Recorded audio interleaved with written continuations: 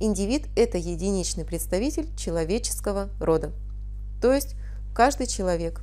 Индивидом можно назвать абсолютно каждого человека. Перед нами семья, и каждый из представителей этой семьи является индивидом.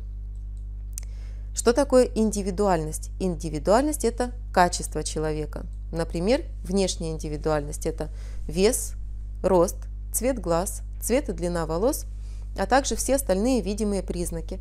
Издалека увидеть индивидуальность человека мы можем даже по его походке. Еще индивидуальность – это внутреннее качество человека. Например, характер, внутренний мир, отношение к природе, отношение к другим людям, к обществу, к жизни в целом и так далее. Запомним, индивид – это каждый человек. И обычный человек, и Маугли являются индивидом, потому что обладают внешними качествами и внутренними качествами, индивидуальными. Маугли не может стать личностью. Почему? Потому что личность формируется только в обществе, только среди других, только в социальной среде человек становится личностью. И процесс становления личности постепенный. Чтобы стать личностью, нужно научиться обладать определенными качествами, такими как ответственность, воля, самооценка, разумная деятельность. Кроме того, качество сильной личности – это мужество, способность принять решение, целеустремленность, то есть усилием воли довести то, что задумано, до конца. Сильные личности в истории. К примеру, Александр Невский, Петр I, Юрий Гагарин. Ну и, конечно, как же без Владимира Владимировича. Дальше перечислять не буду, придумайте сами. Подведем итог. Индивид – это абсолютно каждый человек. Индивидуальность – это внешнее и внутреннее качество человека. Личностью же человек станет только в обществе, только среди других людей, когда он чему-то научится, чего-то добьется и достигнет каких-то важных социальных результатов. В общем-то, обязательный минимум, который вы должны знать по этой теме, мы уже освоили. Но для того, чтобы закрепить материал, предлагаю прорешать несколько заданий. Первое задание. Никита.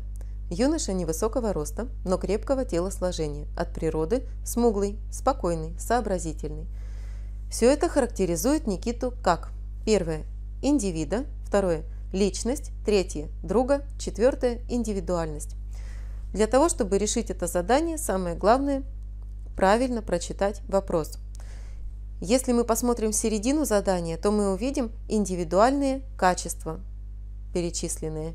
И рост, и телосложение, то, что он смуглый, спокойный и сообразительный. Если бы нас спрашивали только о качествах Никиты, то мы бы сказали, что это индивидуальные качества. Но ответ номер 4 выбирать не будем торопиться. Сперва прочитаем последнее предложение. Все это характеризует Никиту как? Нас спрашивают, кто такой Никита. Никита – это человек, а человек является индивидом. Поэтому характеристика Никиты – индивид. Правильный ответ номер 1. Выберем это задание, получим свой балл, переходим к следующему. Леонид занимается в секции фигурного катания, художественной школе, много читает и очень любит играть с младшим братом и сестрой. Обогащая таким образом собственный социальный опыт, Леонид становится. Варианты ответа. Первое – гражданином, второе – личностью, третье – работником, четвертое – индивидом. Давайте внимательно прочитаем само задание и посмотрим, какие ключевые слова помогут нам для его решения. Никита обогащает собственный социальный опыт, то есть опыт общения с другими людьми.